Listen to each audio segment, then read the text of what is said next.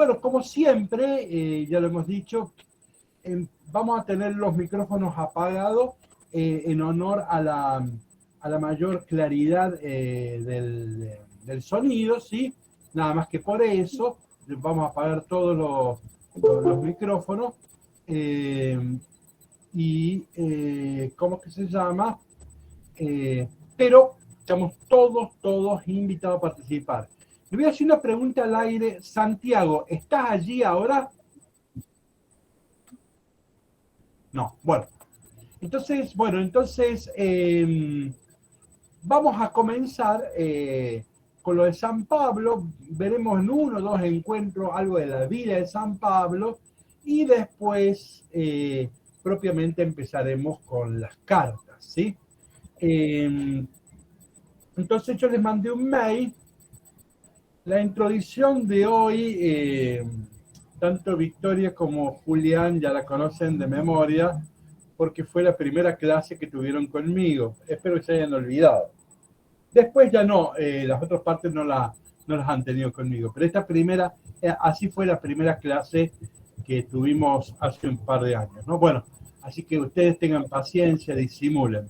Bueno, vamos entonces a Santiago, ¿estás ahí un segundo? Te quería decir una cosa. Esta noche me gustaría comunicarme contigo. ¿Sabes? A ver si a las 9:30 voy a tratar de comunicarme contigo, ¿ok?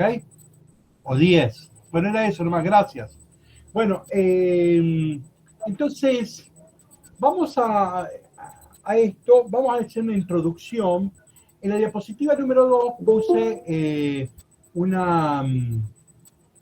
una pregunta que es ¿cómo conocer el pensamiento de Pablo? Para eso vamos a hacer algo parecido a un jueguito, no es un juego, ¿sí? Pero es algo parecido. Yo seleccioné algunos pasajes de San Pablo y los vamos a leer y los que estén de acuerdo los van a aplaudir, o van a poner el índice para arriba diciendo que está bien, y los que no les guste la palabra de Dios que pone ahí Pablo, van a bajar el pulgar, ¿sí? Entonces, estando ya Laura, podemos arrancar, y Mónica, así que estamos en la diapositiva número 3, ¿sí?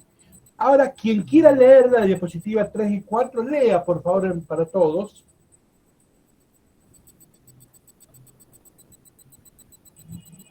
Quiero que sepan esto, Cristo es la cabeza del hombre, la cabeza de la mujer es el hombre y la cabeza de Cristo es Dios.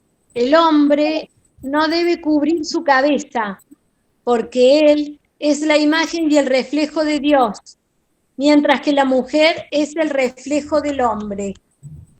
En efecto, no es el hombre el que procede de la mujer, sino la mujer del hombre. Ni fue creado el hombre a causa de la mujer, sino la mujer a causa del hombre. Por esta razón, la mujer debe tener sobre su cabeza un signo de sujeción por respeto a los ángeles. Bueno, ya que leíste, yo te hago la pregunta que sería para todos, y no te sientas incómoda. Estamos en un juego. Esto cuando se lee en misa se dice palabra de Dios. ¿Te gustó o no te gustó lo que acabas de leer? María Angélica. No. ¿Dónde está María Angélica? No, es Ana María, no, pero no. María Angélica, no le gusta. Bueno, ven que tenemos un problema, ¿no? Porque esto es palabra de Dios. Sin embargo, algunos acaban de decir que no les gusta, ¿no? Entonces, vamos ahora a la diapositiva número 5. Se acaba de incorporar Sonia. No tuvimos tiempo de saludarla. Sonia, estamos en el PowerPoint, en la diapositiva número 5, ¿sí? Bueno, entonces, alguien que quiera leer la diapositiva 5 y 6 y hacemos la misma pregunta. ¿Esta palabra de Dios nos parece buena o un disparate? ¿Sí? Esa es la cuestión. Adelante, quien quiera leer 5 y 6. Como en todas las iglesias de los santos, que las mujeres permanezcan calladas durante las asambleas. A ellas no les está permitido hablar, que se sometan como lo manda la ley.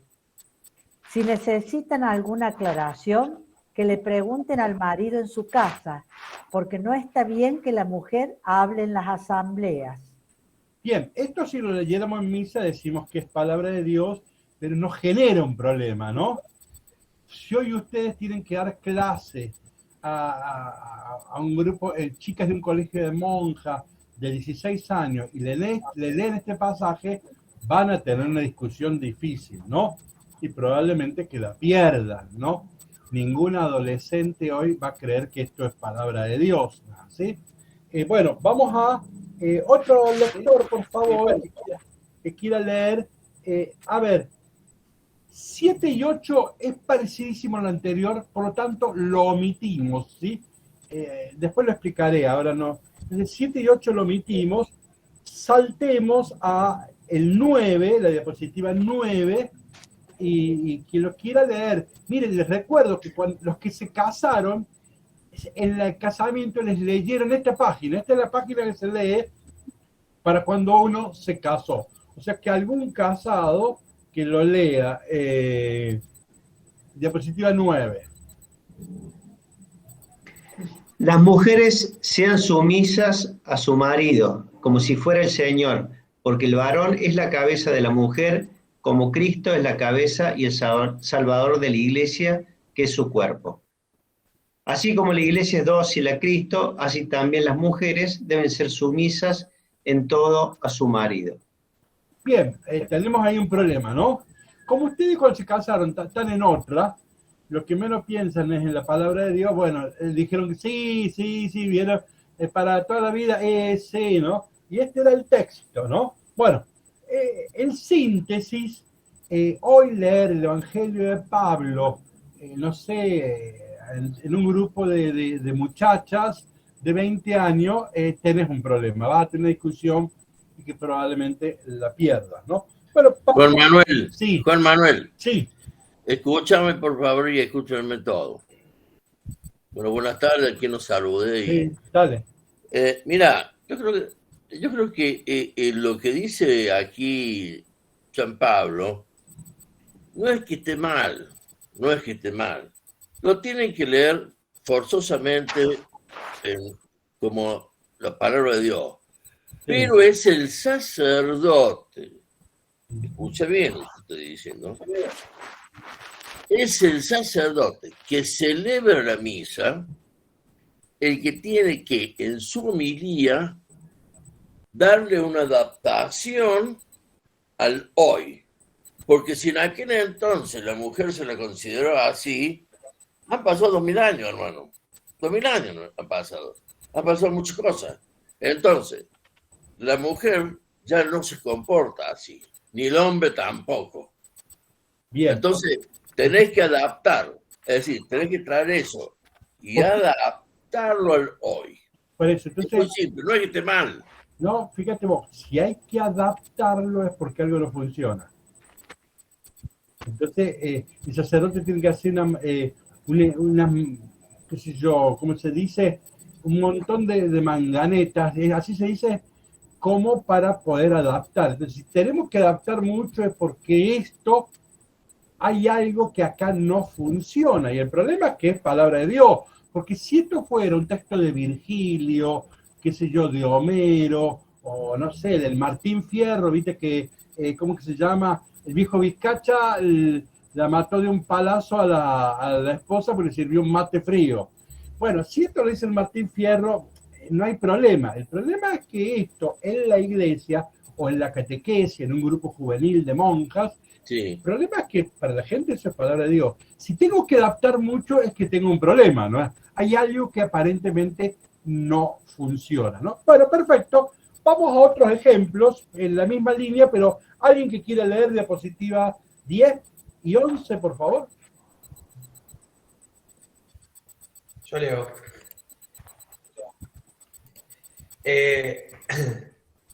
Esclavos, obedezcan a sus amos con temor y respeto, sin ninguna clase de doblez, como si sirvieran a Cristo, no con una obediencia fingida que trata de agradar a los hombres, sino como servidores de Cristo, cumpliendo de todo corazón la voluntad de Dios.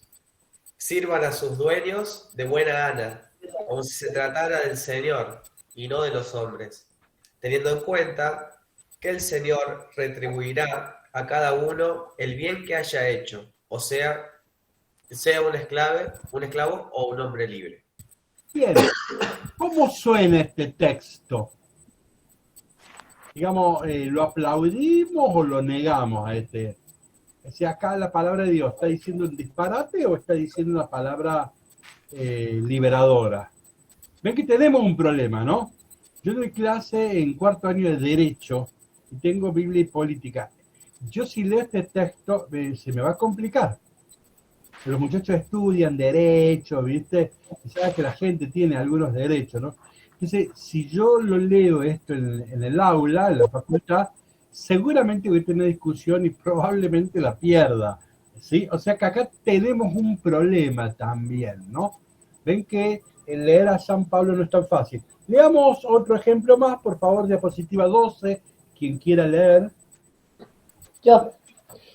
Esclavos obedezcan en todos sus dueños temporales, pero no con una obediencia fingida, como quien trata de agradar a los hombres, sino con sencillez de corazón por consideración al Señor. Cualquiera sea el trabajo de ustedes, háganlo de todo corazón, teniendo en cuenta que es para el Señor y no para los hombres. Bien, tenemos también acá un problema, ¿no? Acá en vez de alentar a libérense, recuperen la conciencia y dignidad, acá le está enseñando a ser buenos esclavos, sí, reverentes, respetuosos, sumisos, ¿no?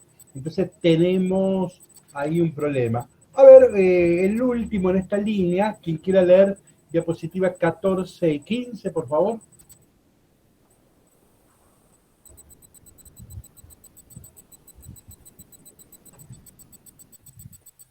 Que los esclavos consideren a sus dueños dignos de todo respeto, para que el nombre de Dios y su doctrina no sean objeto de blasfemia. Y si sus dueños son creyentes, que no los respeten menos por el hecho de ser hermanos.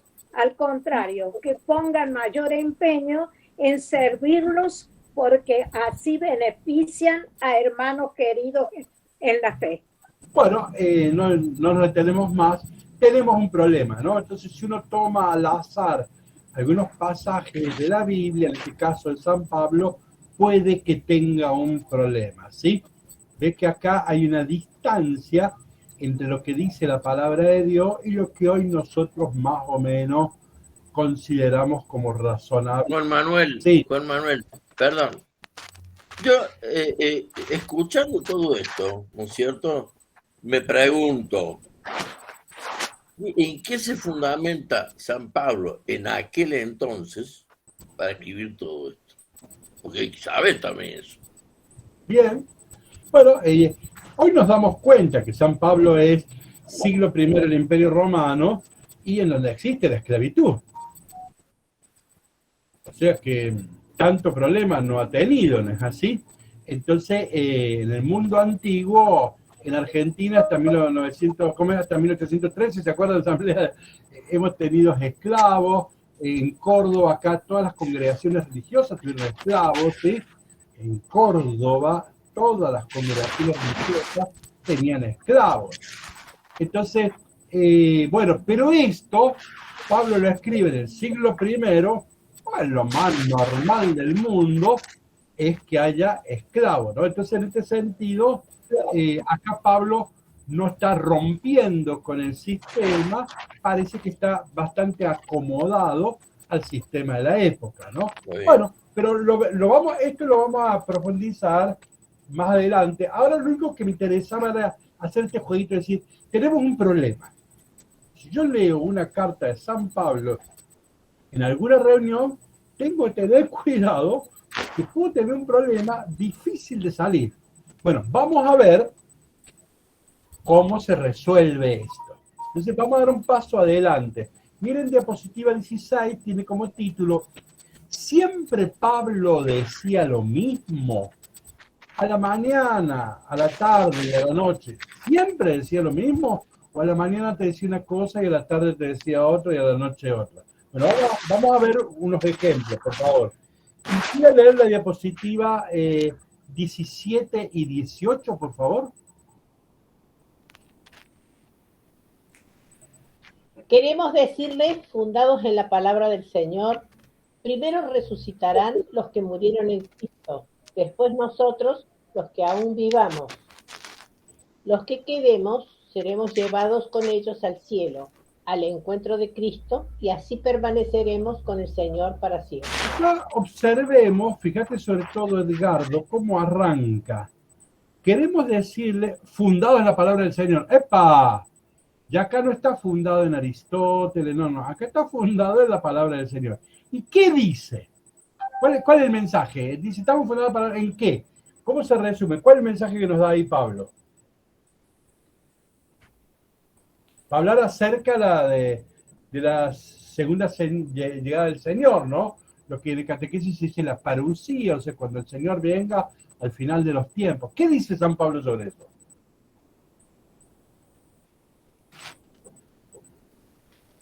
Si le preguntáramos a San Pablo, ¿cuándo va a ser el fin del mundo? ¿Cuándo va a ser la parucía? ¿Qué diría Pablo? Pasado mañana. Claro, o sea, ahí nomás. Los que estemos vivos, Pablo es un apocalíptico, así como Jesús. Jesús creía que el mundo reventaba pronto, ¿sí? Por eso no fundó iglesias, no escribió nada Jesús. Porque él ya sabía que pronto reventaba todo. Bueno, Pablo, en esa línea, Pablo dice, quiero advertirle, y tengo palabras fundadas en el Señor, ¿sí? De que algunos vamos a estar vivos cuando Él venga. Bueno, esto te dice Pablo a la mañana. Ahora lo encuentro a Pablo a la tarde, vamos a la diapositiva 19 y 20. Quien quiera leer la diapositiva 19 y 20, por favor.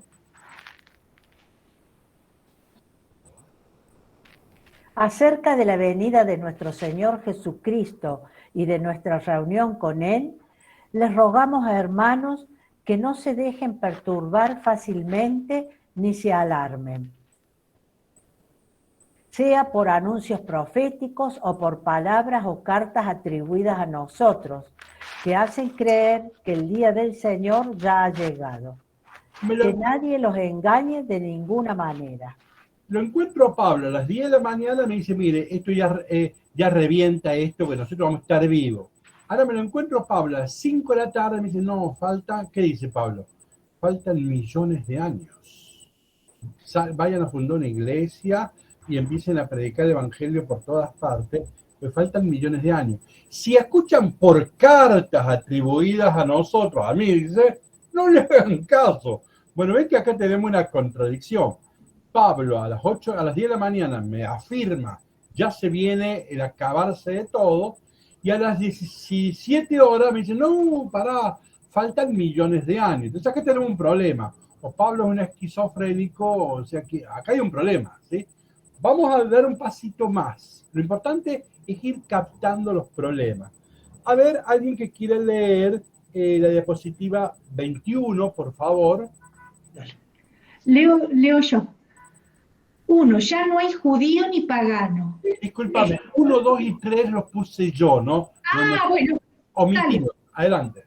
Ya no hay judío ni pagano, esclavo ni hombre libre, varón ni mujer, porque todos son uno en Cristo Jesús. Este texto es importante. Se llama texto programático.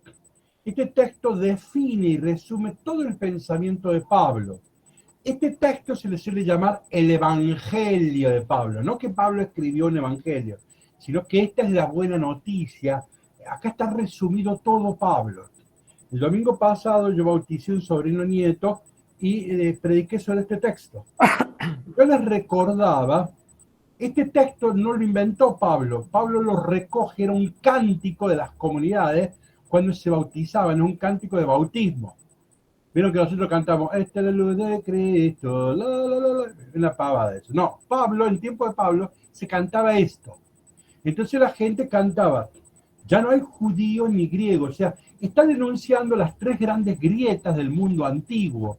Recuerden que había una oración atribuida a los judíos, atribuida también a Platón y atribuida a Tales, el primer científico, ¿no? Siglo VI a.C., que decían: te doy gracias, Señor, porque no soy mujer, no soy esclavo y no soy, no me sale la palabra, pero bueno, pagano. Extranjero. Entonces fíjense cómo Pablo está denunciando y enfrentando esas tres grietas, esas tres conflictos. Judío pagano es el conflicto sociocultural, raza superior, raza inferior. Esclavo libre es la tensión socioeconómica, pobre rico. Varón mujer es la tensión propiamente ya de género. Entonces fíjense, Pablo dice: ¿cuál es la utopía cristiana? ¿Para qué bautizamos a un pibe? ¿Ah? Entonces, para esto, ¿no? O sea, la utopía cristiana es creer que es posible un mundo nuevo donde se puedan superar las tres grandes grietas de la humanidad. Acá esto se ha aplicado a la filosofía moderna. En judío y pagano lo tienen a Nietzsche. Nietzsche hablaba de pueblos superiores e inferiores, ¿se acuerdan? Marx, esclavo libre, lo socioeconómico, y Freud, varón-mujer, ¿no? Ahí tenemos registradas las tres grandes grietas de la modernidad. Bueno, este es el Evangelio de Pablo. Acá está el caracú de Pablo, el pensamiento de Pablo, ¿sí? En esto es unánime, todos los estudiosos coinciden. Ahora Pablo a las 10 de la mañana me lo encuentro y me dice esto: me voy a quedar el tema de la mujer. Y acá aparece un Pablo feminista, no en el sentido actual de la palabra, que cree en el aborto, no. Feminista en el sentido que no es machista y reconoce la dignidad de la mujer. En ese sentido voy a usar la palabra feminista. Bueno, acá tenemos, yo a las 10 de la mañana tengo un Pablo feminista. ¿Alguien que quiera leer la otra diapositiva, la 22? Ya no hay pagano ni judío, esclavo ni hombre libre, sino solo Cristo, que es todo y está en todos. Acá se olvidó de la mujer, ¿ven? Sí. ¿Ven que es el mismo texto? Yo me lo encuentro a Pablo a las 4 de la tarde y me cambia el discurso. Y se olvida de la mujer, ¿no? Bien, saltemos ahora a la diapositiva 23, alguien que quiera leer.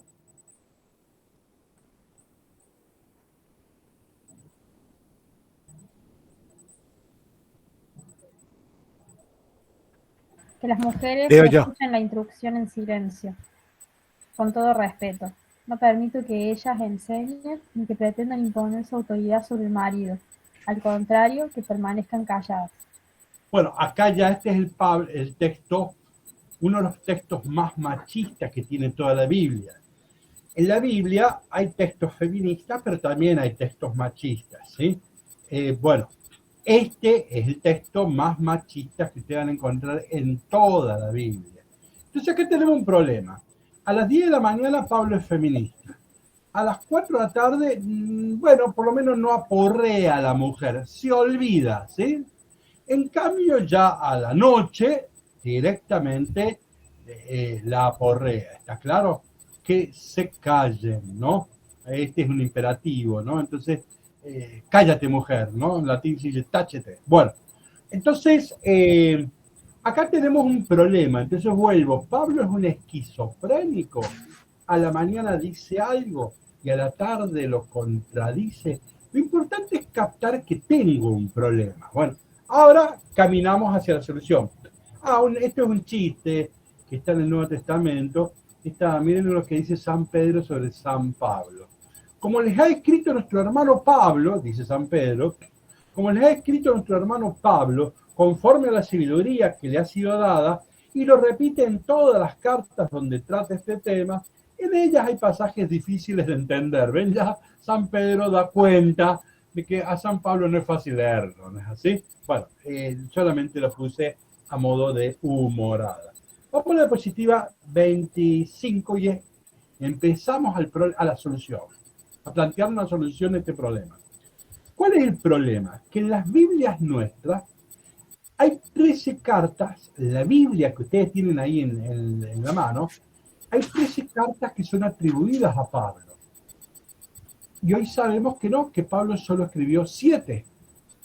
Pero si usted agarra la Biblia y la abre y dice lectura de San Pablo a los cristianos de Éfeso, lectura de San Pablo a los cristianos de Colosas. Entonces, hay en nuestras Biblias, se le atribuyen a Pablo 13 cartas. Y hoy sabemos que no es así. Entonces acá empieza la solución. Vamos a la diapositiva 26. Ya hace unos 200 o 100 años que sabemos que habría lo que, con buen humor, un autor le llama los 3 Pablos. Es una humorada. Entonces, ¿por qué? No todas las cartas que se atribuyen a Pablo escribió Pablo. Pablo escribió las 7 primeras. ¿Vieron? Primera de Tesalónica, Filipenses, Filemón, Primera y Segunda de Corintios, Gálatas y Romanos. Pablo escribió 7. Se les llama cartas auténticas. ¿Por qué se le llaman auténticas? No es que las otras sean falsas, sino porque auténtica acá se usa en el sentido de autor. O sea, Pablo es el autor de 7 cartas. Las ha escrito entre los años 50 y 60. Él muere en el año 60. En griego se llama protopaulinas. Son las primeras cartas las que escribió Pablo. Ahí aparece un Pablo revolucionario. No hay judío, ni griego, ni esclavo, ni libre, varón, mujer. Ahí tenemos un Pablo utópico, ¿no? Entonces, un tipo de sueños. Ahora, muere Pablo en 60 y los discípulos de Pablo, en los años 70 y 80, escriben 3 cartas. Segunda de Tesalónica, Colosenses y Efesios. Y estas se llaman deuteropaulinas. Deutero en griego significa segundo. Y esta ya tiene un talante conservador. Miren, les voy a recordar el ejemplo. Pablo escribió Primera de Tesalónica, arriba. Y dice, ya se viene el fin del mundo. Pero después los discípulos, los deuteropaulinos, escriben Segunda de Tesalónica y dicen, no, falta un montonazo. Vuelvo arriba. En Gálatas, Pablo dice, no hay varón ni mujer, ¿sí? Pero después los discípulos de Pablo, entre los colosenses, van a decir, sí, se olvida de la mujer, ¿se acuerdan? No la porrea, ¿no? Bueno, entonces, deuteropaulinas son los discípulos de Pablo. Pablo ya está muerto, pero están atribuidos a Pablo. En el mundo antiguo, Platón atribuía obras a Sócrates, era muy común esto, ¿sí? Atribuir la obra a un gran maestro. Además, si yo se la atribuyo a un gran maestro, va a lograr una gran difusión.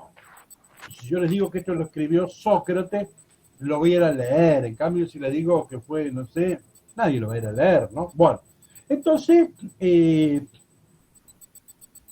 ¿cómo es que se llama? Pero después hay un tercer grupo, 3 cartitas, Timoteo y primero y segundo, Tito y primero y segundo Timoteo, tercera generación cristiana, en griego se dice Trito-Paulinas.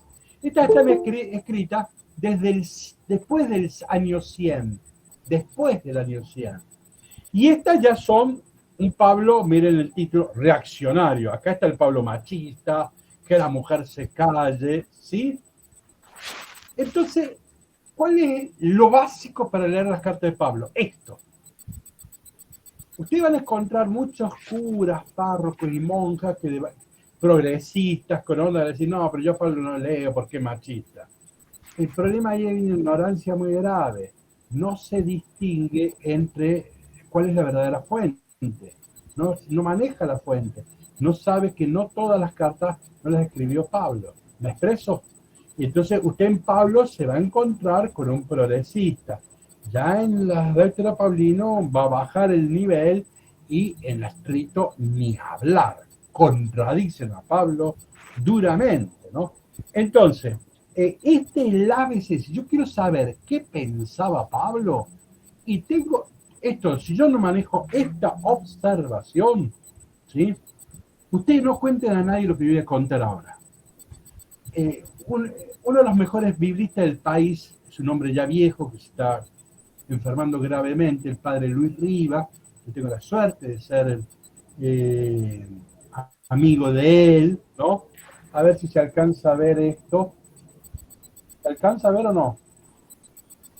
Bueno, este es un libro, bueno, créanme, cuando él publica un libro sobre Pablo y la iglesia, viene a Córdoba a presentarlo y estábamos todos los curas de Córdoba, el obispo, todo el mundo, todos los curas de Córdoba. En 2 días él hizo una presentación sintética de su libro sobre San Pablo. Y ustedes no cuenten, lo voy a contar acá. Un cura, Riva estaba hablando con entusiasmo sobre San Pablo, ¿no? Y un cura levanta la mano y dice, sí, perdóneme, le dice a Rivas, profesor reconocido, probablemente el mejor profesor de Biblia en Argentina, probablemente. Este curita cordobés le dice, perdóname padre, perdóname, pero yo a Pablo no leo porque es muy machista, con eso de las mujeres. Y ahí el padre Rivas le dice, veo que no has leído mi libro. O sea, es una pena. Esta información usted la puede encontrar en libros de 200 años atrás, 200, y que todavía no se haya socializado la información, y más de un curita y más de una monja, ni hablar de los catequistas, no están enterados de esto. Y esta es como la base para empezar a leer. Yo para entender qué enseñaba Pablo, tengo que tener esto. Si lo tengo esto, ya puedo arrancar. Hasta acá, ¿nos vamos entendiendo? Bueno, doy un paso adelante. Miren, la diapositiva. Este es un excelente libro, que si alguien después me lo recuerda, está digitalizado, se los voy a enviar. Este es de 2 biblistas, Bor y Crosam. Bor es el luterano y Crosam es católico. Y ven que el primer Pablo, y ahí saqué la idea de los 3 Pablos, ¿sí? Excelente libro, muy actualizado, les va a agradar. Es gente que escribe además de un modo agradable, ¿no? Es una lectura que les va a gustar mucho. Bueno, alguien después mándeme un mail y dígame, padre, acuérdese, y en la semana les voy a enviar este libro. Miren el otro libro, fíjense, el mismo autor, Crossan con Ring, ese es otro. Este libro es interesantísimo, no me acuerdo, creo que hay que buscarlo si está digitalizado, yo no lo encontré. Ahora, esto es una joya. ¿Cuál es la gran novedad de este libro? Crossan es biblista y Reed es arqueólogo. Entonces, ¿cómo que se llama? Estudian a Pablo desde la Biblia misma y con los aportes de un arqueólogo, ¿sí? Donde va confirmando la arqueología algunos datos de Pablo. ¿Me expreso? Juan Manuel, sí. Juan Manuel, perdón, Edgardo. Con respecto a estos 2 libros, antes de comenzar la clase, me fijé y los 2 están digitalizados, los 2. Bueno, entonces por favor, mándame En busca de Pablo. La verdad que no sé cómo mandarlo. Pedile, tenés ahí mujer, esposa, qué sé yo, amante, alguien. Bueno, pero entonces si está digitalizado, alguien lo busca y así lo reenviamos. Yo doy la información. Bueno, esto es oro en polvo, es lo mejor. Sí. Ya vamos a ver, yo después voy a volver sobre este libro, pero es un libro muy, muy importante. A ver. Y ya que te espero que esto, Edgardo, voy a cerrar la idea. Hasta el Concilio Vaticano II estudiábamos a Pablo para pelearnos con los protestantes, porque Lutero tengo un problema con internet, no sé, bueno, me escuchan, ¿no? Lutero prácticamente se apropió de San Pablo y en el mundo cristiano Pablo fue de los luteranos. Y los católicos inclusive, lo que sabíamos de Pablo, lo habíamos estudiado de los luteranos. Entonces, hasta el Concilio Vaticano II, todo estudio católico sobre Pablo era para pelear contra los luteranos, ¿sí? Dejemos la cuestión. Del Concilio Vaticano II para acá, hasta los años 80, a Pablo se lo estudia desde la Biblia, desde el Antiguo Testamento, desde Israel. La clave de lectura está en el Antiguo Testamento, está en la misma Biblia, está en Israel. Ese es el gran aporte del Concilio Vaticano II a los años 80. De los años 90 para adelante, acá está Crozat, dice la nueva clave hermenéutica, la nueva clave de interpretación está en el Imperio Romano. Porque Pablo está polemizando con la teología del Imperio Romano. Pero esta es la última clave hermenéutica. Por eso, si bien el libro no me acuerdo de qué año es, no es tan reciente, pero debe ser del año 2000 y moneda, pero esta es la, si uno tuviera que leer un libro, hay infinidad de libros, yo voy a ir recomendando muchos libros, hay infinidad de libros, pero si uno que vale la pena es el gordito, en las vacaciones, leerlo, creo que acá tiene el último clave de interpretación, ¿sí? Bueno, pero avancemos, si alguien después lo tiene, nos lo envía. Vamos a la diapositiva 29, en un esquema está lo que ya dijimos, ¿no? El cuerpo paulino, a veces antes se usaba expresión en latín, corpus paulino, que sí, todas las cartas atribuidas a Pablo. El cuerpo paulino están en 3 generaciones, ya lo he dicho, Pablo y sus 7 cartitas, las deuteropaulinas, las pastorales. A las tritopaulinas, a partir de Santo Tomás de Aquino, siglo XIII, se le llaman pastorales. ¿Por qué se le llaman pastorales? Porque están dedicadas a 2 obispos, a 2 pastores, a Tito y a Timoteo. Las otras cartas de Pablo y las deuteropaulinas están dedicadas a comunidades, a los cristianos de Éfeso, o de Colosa, o de Corinto.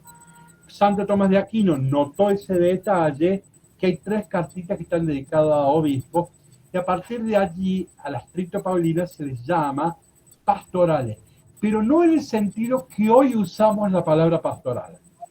Hoy decimos, bueno, vamos a hacer un enfoque pastoral, estamos diciendo, vamos a tratar de llegar del modo mejor a evangelizar a la gente.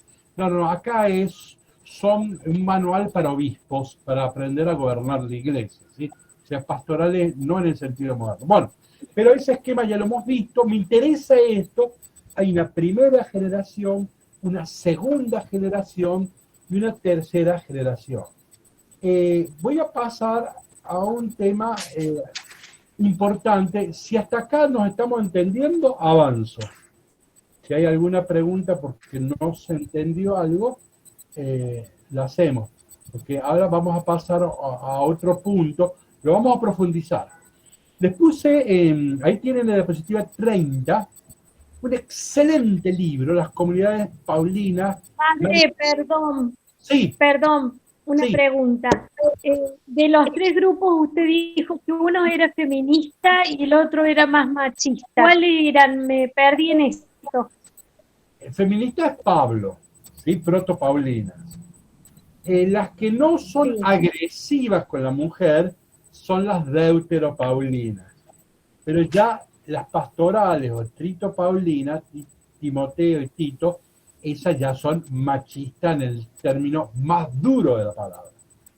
Las vamos a estudiar esas cartas, no las vamos a esquivar, porque algún día a ustedes en el barrio alguien les va a pedir que leamos la carta y ustedes no le pueden decir, no, este machista no era de Pablo, no la leemos. No, son cartas que nos van a desafiar a entender lo que dicen para explicarlas. Lo más fácil es decirle, bueno, no lo escribió Pablo, chao, olvidémonos. No. Está en el canon, es palabra de Dios. Entonces, lo que nosotros vamos a intentar ver cómo se leen estas cartas y cómo se las puede interpretar, ¿sí? Pero digo, ahora aparentemente las dejo de costado, pero las voy a tomar. Bien, estoy en la diapositiva 30, un libro excelente que gracias a Dios está digitalizado. Si alguien me recuerda, se los voy a enviar. Este ya no es un libro tan agradable, no es un libro amigable, hoy se dice, no es un libro muy simpático, hace falta un esfuerzo, es un libro de estudio, pero es joyita, es una joyita. Ahí tienen una foto de Margaret MacDonald. Nosotros de esta biblista, el año pasado, cuando estudiamos el libro El Levítico, yo les dije que ahí hacíamos una interpretación original, que no estaba en ningún lado, era esta misma autora, Margaret Donald, ¿no? Bueno, este libro es un excelente libro, y vamos a la diapositiva 32, y Margaret MacDonald va a hacer una interpretación sociológica de las cartas de Pablo. Una hermenéutica sociológica. Entonces, no de catecismo, sino que va a leer desde la sociología. Y acá hay un presupuesto. El padre de la sociología es Durkheim, pero en realidad, el que hoy en día todo el mundo dice que es el verdadero padre de la sociología es Max Weber. Además escribió muchísimo más.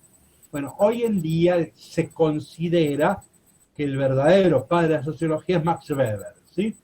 Y este hombre, protestante, pero acá escribe de sociología, estudia el fenómeno de lo que es una secta y lo que es una iglesia. Ahora voy a hablar en términos sociológicos, no de catecismo.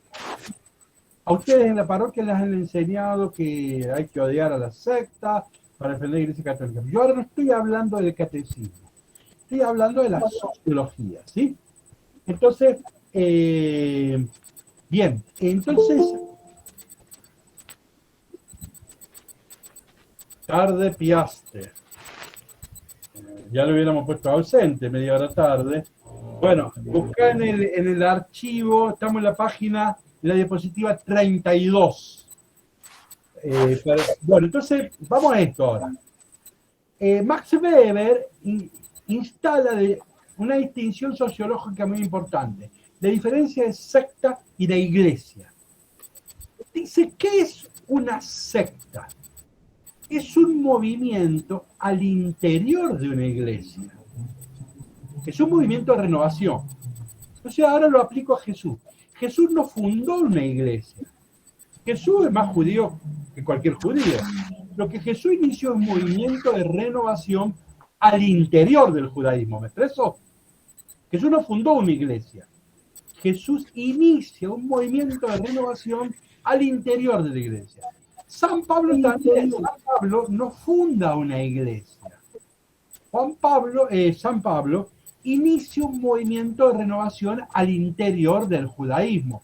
Jesús y Pablo fueron más judíos que todos los judíos juntos. Nunca se hubieran imaginado fuera del judaísmo. ¿Está claro? Entonces, sociológicamente, lo de Jesús es una secta. Sociológicamente, lo de Pablo es una secta. ¿Sí? ¿Qué es una secta? Es un movimiento de renovación al interior de una institución. ¿Quedó claro el concepto básico? Entonces, avanzo. Tanto Jesús como Pablo son una secta. En general, cuando muere el líder, desaparece la secta. Si no desaparece, tiene que iniciar un proceso de institucionalización. Ahora pasamos a la otra diapositiva, la 33. Toda institución, dice Margaret MacDonald, tiene 3 etapas. Hay una primera etapa de construcción. No en el sentido moderno de la palabra, en el sentido antiguo. Hay una etapa creativa, carismática. Jesús inventa, ¿sí?, espacios. Pablo inventa espacios, pero no funda iglesias, no nombra obispos. Entonces generan espacios para vivir la experiencia de Dios, pero no fundan iglesias. Entonces, son creativos, son carismáticos. Ahí ponemos como ejemplo a Jesús y a Pablo. Ahora, ¿qué pasó cuando murió Pablo? ¿Cómo continuar sin Pablo? Pablo tenía el Espíritu, Pablo tenía revelaciones de Dios, Pablo resolvía todos los problemas. Vieron, le escribe una carta y él te respondía acerca de esto, hay que responder esto. Entonces, Pablo, o sea, el tema es cómo continuar sin Pablo. Entonces, ahí, esta secta necesita empezar a institucionalizarse. El segundo paso es la estabilización. Tenemos que tratar de que lo de Jesús no se pierda, lo de Pablo no se pierda. Empecemos a organizarnos, muy sencillito, ¿sí? Pero vamos a empezar a organizarnos de a poco. Esta es la segunda etapa, la segunda generación cristiana. Y viene ya la tercera etapa, que es después del año 100, es la etapa de la protección. Aparecen enemigos, adversarios. Entonces, ahora necesitamos, la institución nos tiene que proteger, tiene que definir una doctrina, define una liturgia, define una ética, empieza a definir cuáles son sus libros sagrados, pone una jerarquía, necesitamos un obispo para que enseñe a catequesis a los niños y visite a las ancianas, ¿sí? Entonces, ven, ya se da un proceso de institucionalización.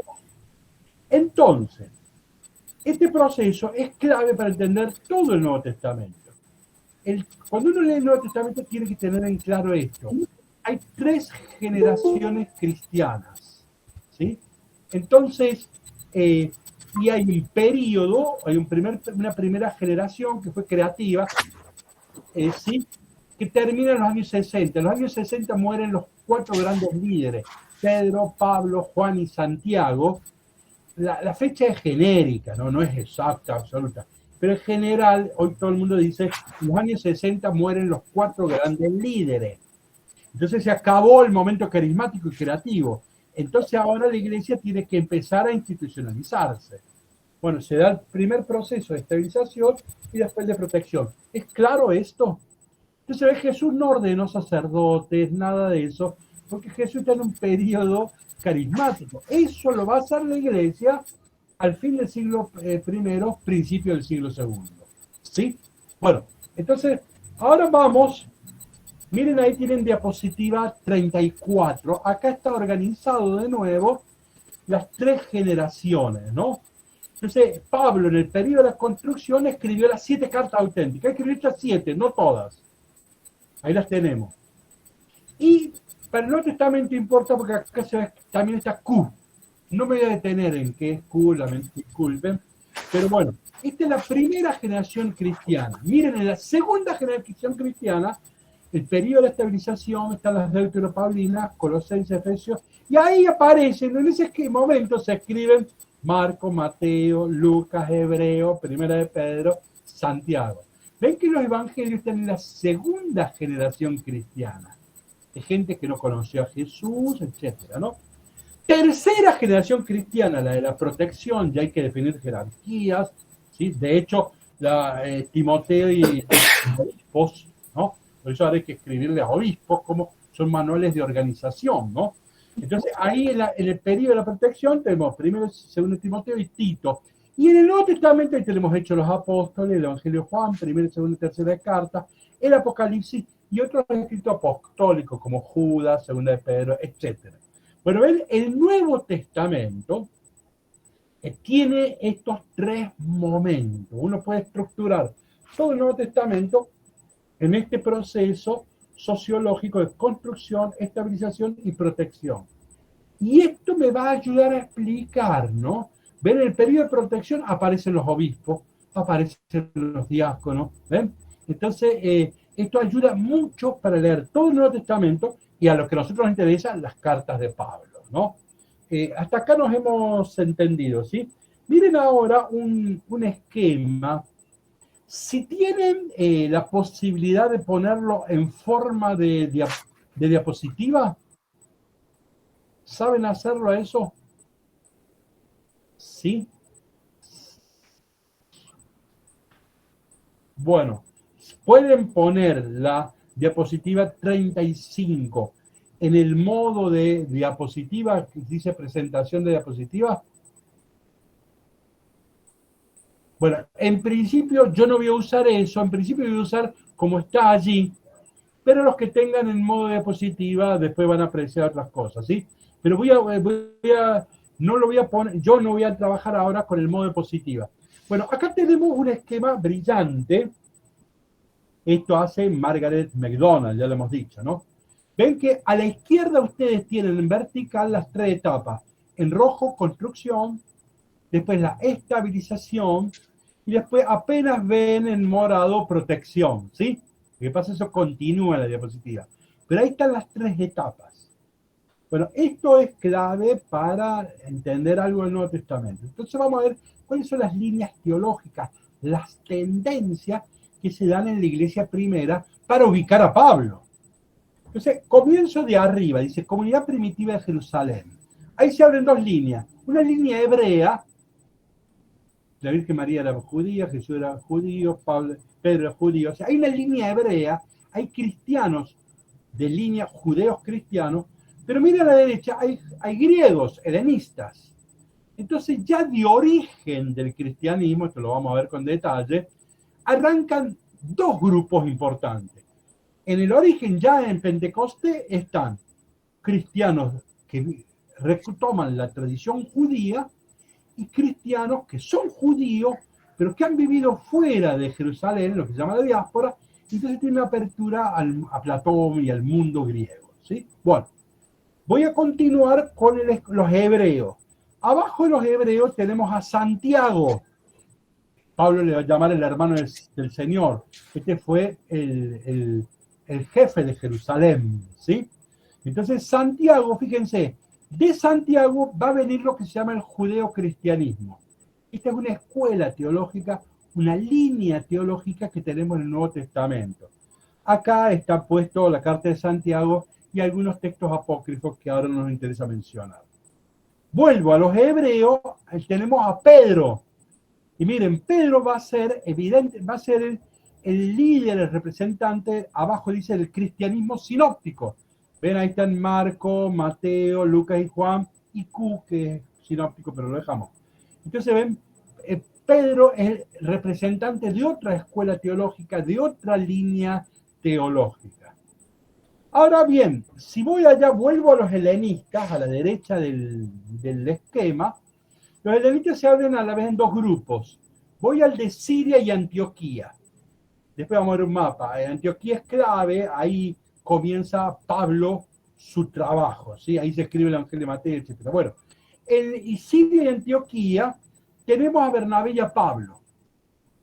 El que le abrió la cabeza a Pablo, el que le formateó la cabeza a Pablo fue Bernabé, pero no escribió nada. Y después Pablo se va a pedir a Bernabé. Pero Bernabé es el que lo inicia a Pablo. ¿Sí? Bien, ahora Pablo sí escribió. Y de Pablo tenemos el cristianismo paulino. Y ahí tenemos los discípulos, Colosenses, Efesios, ¿sí? Según de Tesalónica, las pastorales. O sea, hay otra línea, la línea paulina. Y ahora al final, a la derecha, los helenistas, tenemos el cristianismo juánico, escribe el Evangelio de Juan, etcétera, ¿sí? Hasta acá el Nuevo Testamento. Lo que viene después en morado, que los que tengan la diapositiva no lo ven, pero los que lo ponen en forma de diapositiva sí lo van a ver. Abajo está el momento de la protección. Pero eso ya es del siglo I en adelante, no nos interesa a nosotros, por eso no me detengo. Pero este es un esquema muy importante para ubicar y vamos, para aterrizar esto, vamos a la diapositiva 36. Alguien que quiera leer, este texto los estudiosos le llaman el mapa de la primera generación. Acá está la lista de los primeros testigos, los que se encontraron con Jesús resucitado. A ver, alguien que lo lea, por favor, está en la diapositiva 36. Mapa de la primera generación. Se apareció a Pedro y después a los 12. Luego se apareció a más de 500 hermanos al mismo tiempo.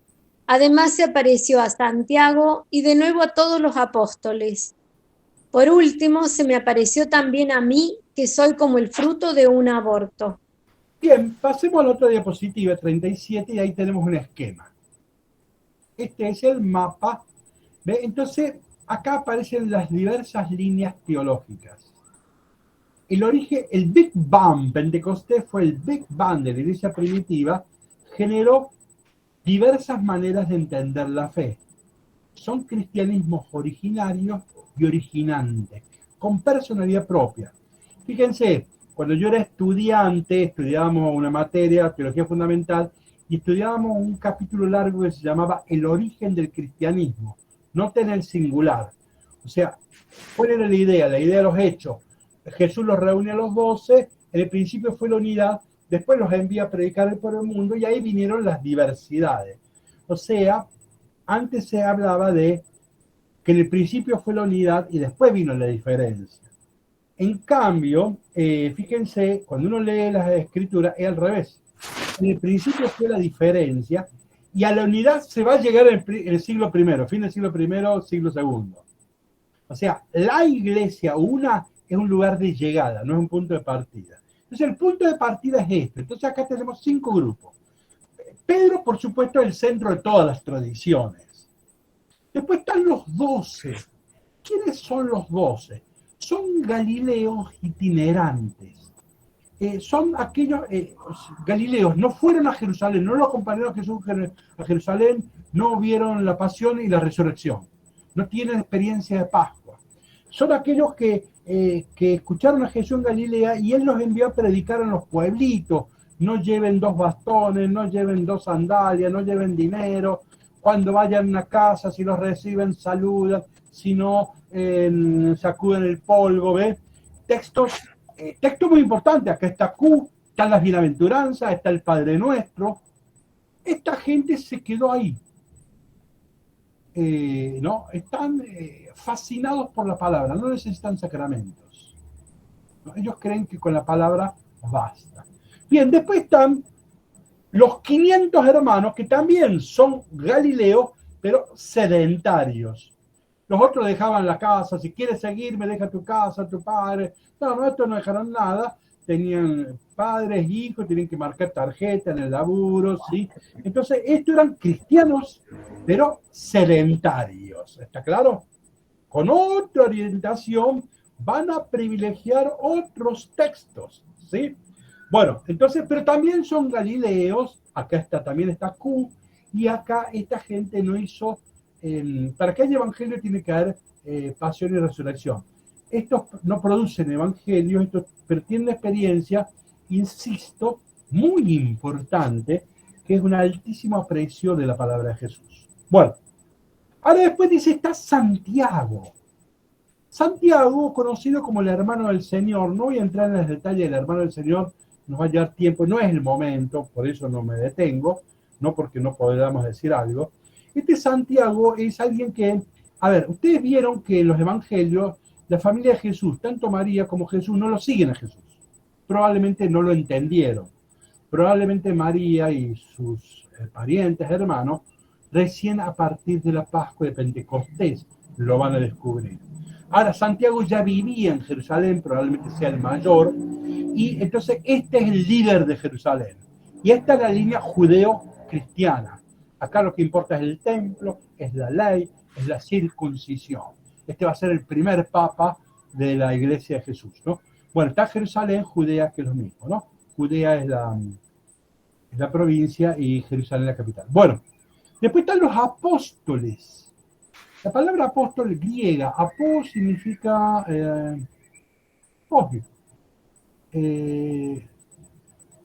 telo es mandar, apó, lejos. ¿Qué es un apóstol? Que se lo manda lejos. ¿Ve? Acá está la iglesia de la diáspora, los que entraron en diálogo con los helenistas, con los griegos. Esta era gente, los griegos solían venir a la Pascua, entonces esta gente los empezó a evangelizar y se fueron incorporando y entraron en diálogo con otra cultura, ¿no? Que son judíos, pero que vivían fuera de Jerusalén. Siempre hubo más judíos fuera de Jerusalén que adentro de Jerusalén. Hoy tampoco. Hoy también, hoy hay más judíos en Nueva York, en Buenos Aires que allá. Bueno, entonces aquí tenemos un cristianismo en diálogo con la cultura griega, los helenistas, ¿sí? Uno morada. ¿Vieron cuando uno dice, yo hago apostolado en mi familia, hago apostolado en mi barrio, y uno no sabe que la etimología no lo permite? Hacer apostolados es irse al África, por lo menos, o Perú, póngale, ¿no? Bueno, pero volvamos. Y al final está Pablo, guarda acá. Y acá ya este es un pagano. Turquía, ¿sí? Tarso, es judío, pero en Tarso está una de las mejores ciudades universitarias del mundo antiguo. Pablo tiene otra cultura, ya vamos a entrar en detalle. Pero acá es la apertura real al paganismo. Entonces acá tenemos, ¿ven?, diversas experiencias del cristianismo. Esto, yo cuando decía era joven estudiamos el origen del cristianismo. Ahora esto se llama los cristianismos originarios. ¿Vieron cómo hoy hablábamos de los pueblos originarios? Bueno, más o menos así. Los cristianismos originarios, originales y originantes. Este fue el nacimiento de la iglesia, el Big Bang de la iglesia, ¿sí? Esto es antes de antes, ¿no? Esto es interesantísimo. Claro, uno diría así, Pablo, te has olvidado de la mujer. Ve que no está la mujer. No, Pablo es feminista, pero bueno, este texto se olvidó de las mujeres. Después hablaré. Nosotros sabemos que la primera experiencia cristiana son las mujeres. O sea, los únicos que fueron al sepulcro y a las primeras que se les aparece resucitado son las mujeres. O sea que acá tendrían que haber estado en primer lugar las mujeres. Pero bueno, Pablo se olvidó, se lo perdonamos, lo dejamos para otra, retomaremos eso. Bueno, nos entendimos en la hora. Nos vamos a quedar con unos minutos para, a ver, básicamente el planteo fue esto. Para conocer el pensamiento de Pablo, hay que saber que las 13 cartas que atribuimos a Pablo no las escribió Pablo, sino solo 7. Si yo no distingo eso, le voy a hacer decir a Pablo un montón de disparates que Pablo nunca dijo. ¿Sí? Eso es la cosa. Para conocer el pensamiento de Pablo, hay que ver qué cartas escribió.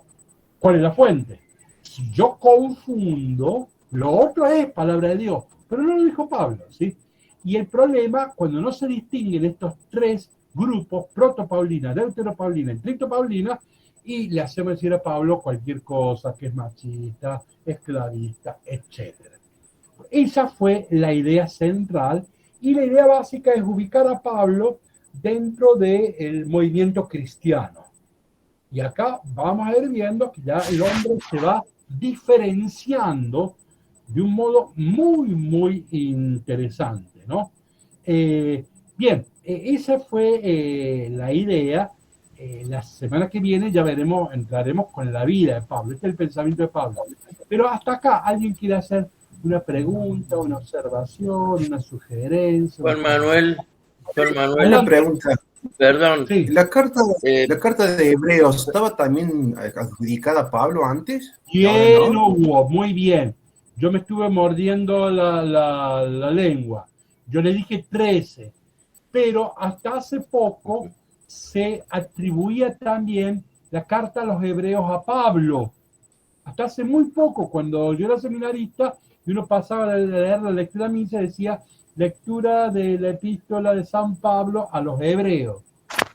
Es famoso un gran biblista que todavía, creo que murió el año pasado, que fue maestro de Picasso. Muchos de ustedes saben quién es Picasso. Y le apadrinó la tesis doctoral a Picasso, ¿no?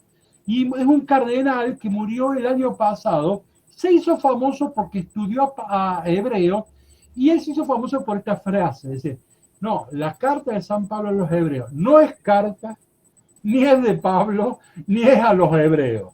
Fue tan contundente que allá por los años 80, ya ningún leccionario, si hoy van a misa, nunca van a ver que dice lectura de la carta de San Pablo a los hebreos. Se dice lectura de la carta a los hebreos directamente. O sea que ya la misma liturgia le ha sacado. O sea que ya nadie pone a hebreos como una carta de Pablo. Yo por eso dije 13. Pero si hablan con alguien que era mayor, les hablará de que hebreos era de Pablo, pero no, por eso lo omití, Hugo, ¿sí?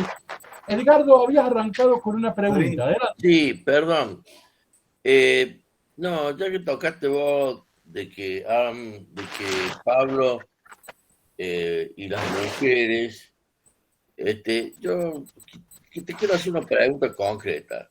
Ya que tocaste también la carta de Timoteo, en una de las cartas dice que el diácono y el obispo, sí, que son los 2 cargos que definen ahí, tienen que ser casados y de una sola mujer. Yo pregunto una cosa, ¿desde cuándo o quién fue el de la idea, entre comillas, porque para mí está totalmente fuera de lugar eso, que dice que los sacerdotes sean solteros? Bien, de acuerdo. ciertamente, Edgardo, no es el tema. Debería yo concentrarme si hay dos respuestas. Algunos dicen que a partir del siglo IV en el Concilio de Elvira, y hay otros que hablan a partir del siglo XI.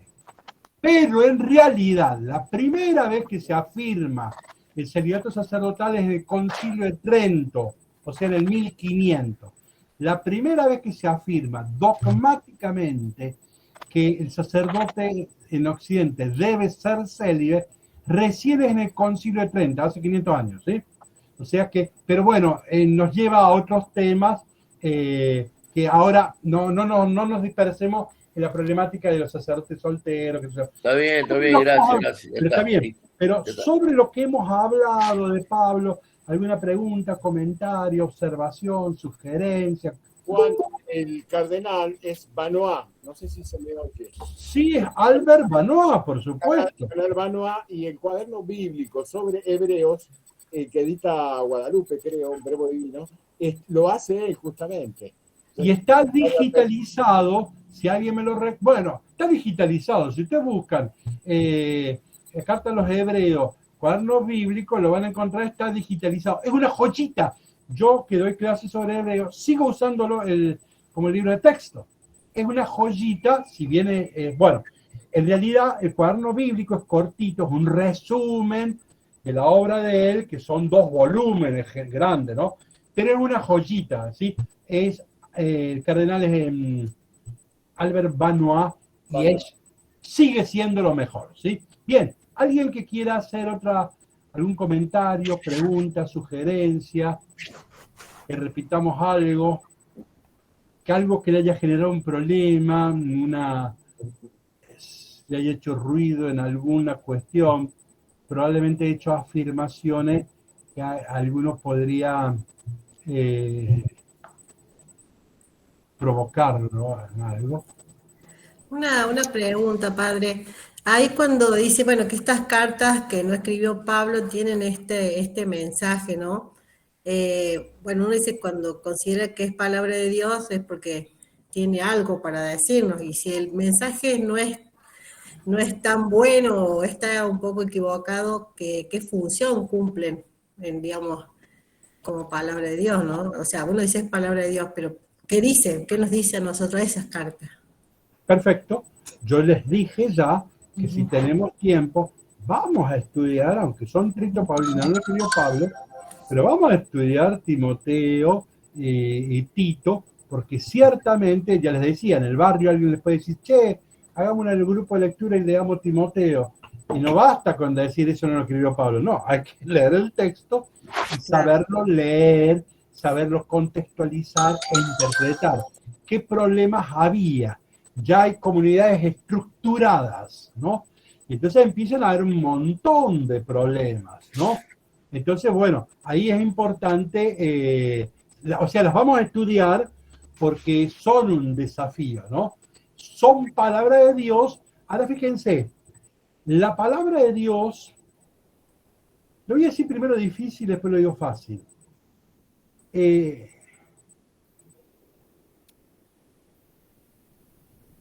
Nuestra fe en la revelación, Dios se revela, tiene como clave de interpretación la encarnación. Nosotros creemos en un Dios que se revela, pero que la plenitud de la revelación fue la encarnación. ¿Es claro esto? ¿Y qué significa que se encarnó? Y que se encarnó en diversas culturas, en Babilonia, ¿sí? En Grecia, en Roma. La palabra se ha ido encarnando, ha ido asumiendo las culturas. Y acá está el problema de que la encarnación por ahí nos podemos incorporar datos muy epocales, la defensa de la esclavitud, la defensa del machismo, ¿no? Entonces, podemos asumir acríticamente, me expreso, porque miren, la encarnación no es la asunción acrítica de la realidad, sino que la encarnación significa asumir críticamente, inteligentemente la realidad. El verbo se hizo hombre, pero no se hizo hombre en Pilatos, no. Hay una asunción crítica, no se asume la estupidez humana, el machismo, la esclavitud. Bueno, entonces, como esto es una palabra encarnada, una cultura concreta, judía, hay que saber algo de hebreo, hay que saber algo de griego, si no, uno no cansa fútbol, o sea, hay que encarnarse. Ahora, en esta dinámica de encarnación, a ver, la palabra de Dios en toda la Biblia escribieron los varones. Qué raro es que sea machista. O sea, fíjense, la Biblia es androcéntrica. Hay quienes dicen que Cantar le escribió una mujer, y un gran biblista argentino, y somos amigos, pero no, es imposible. La mujer no escribía, las mujeres votan hace 50 años, sé que la mujer es un invento moderno, ¿no? Entonces, en el mundo antiguo, sobre todo en Israel, nadie escribía.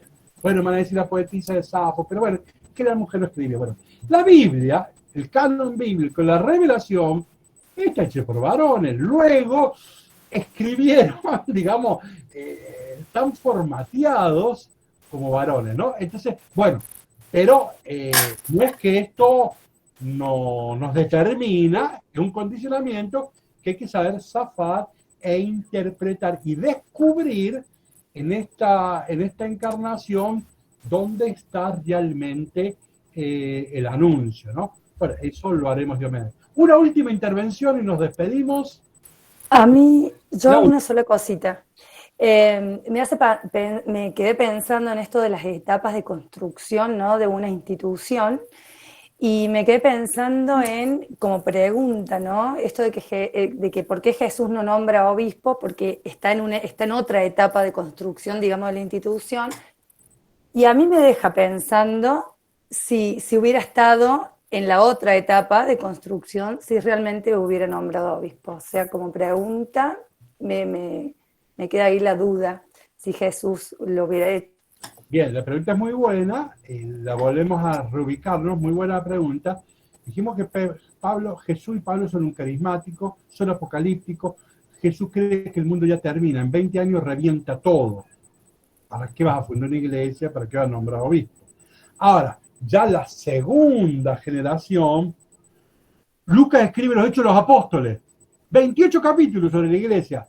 Lucas ya se ha dado cuenta que faltan millones de años para que termine el mundo, ¿no? Pensaban que según la ciencia faltan trillones y trillones de años para que se acabe el universo. O sea que Lucas ya se da cuenta que falta mucho. Hay que fundar iglesia. Y hay que poner obispos, y ahí, entonces, por eso es una dinámica de toda institución, ¿no? Entonces, ahora, Jesús, después van a preguntar cómo, y Mateo 16, ¿qué dice? Bienaventurado eres tú, Pedro, ¿se acuerdan el hijo de Jonás? Porque todo te lo he revelado de la carne y de la sangre. Sobre ti edificaré mi iglesia y las puertas del Hades no prevalecerán sobre ella. Con el texto lo sabemos de memoria. Todo católico lo sabe como un credo. Y ahí aparece un texto como Jesús fundando la iglesia. Bueno, pero hay que recordar que eso lo escribe Mateo, que es segunda generación cristiana, y vamos a tener que en algún momento enfrentar ese texto. En todo caso, ahí Pedro es instituido como líder de la iglesia de Antioquía. El líder de la iglesia de Jerusalén es Santiago. En Mateo, que escribe para Antioquía, ese texto está más centrado. Pedro es el líder de la iglesia de Antioquía. Los católicos lo hemos leído como si ahí hubiera sido, Mateo hubiera escrito para todo el universo, ¿sí? Para los rojanos, los africanos. Nosotros hemos entendido que Mateo lo ha escrito como una palabra para todos. No lo escribió para todos. Pero bueno, muy bueno. Nos despedimos entonces. La semana que viene continuaremos. Hoy vimos un criterio que es para conocer el pensamiento de Pablo. ¿Cuál es el criterio básico? Distinguir qué texto escribió él y cuáles no escribió, no endilgarle a Pablo lo que no dijo. La semana que viene vamos a hacer algo similar. ¿Cómo conocer la vida de Pablo? Fíjense que de Pablo sabemos un montón. Él habla de sí muchas veces. Lucas, los Hechos de los Apóstoles, 28 capítulos, dedica 16 a Pablo, ¿no? Picasa dice por ahí que sobre Pablo tenemos más información que sobre Alejandro Magno. Porque sobre Pablo, en el mundo antiguo, sabemos un montonazo. tenemos todo lo que Pablo dice en sí mismo y los 16 capítulos de Lucas. O sea que tenemos un montón. Ahora hay. Pero ahí vamos a tener un problema. Entonces, ¿cómo estudiar la vida de Pablo? De eso nos veremos la semana que viene, así que un saludo a todos, una alegría reencontrarnos y la semana que viene nos reencontraremos. Bueno, chao a todos. Muy bien. Gracias. Bueno, Hasta luego. Chao, buenas noches. Chao, chao, adiós a Buenas todos. noches. Muy bien, muy bien. Chao. Bueno, ahí Adriana González y Guillermo González. Parece que son de la misma familia, ¿no? Juan Manuel González también está. Claro, y vos arrancaste a la media hora tarde y Adriana en los últimos 5 minutos. Porque no tenía. No, Adriana. creo que era 21 yo.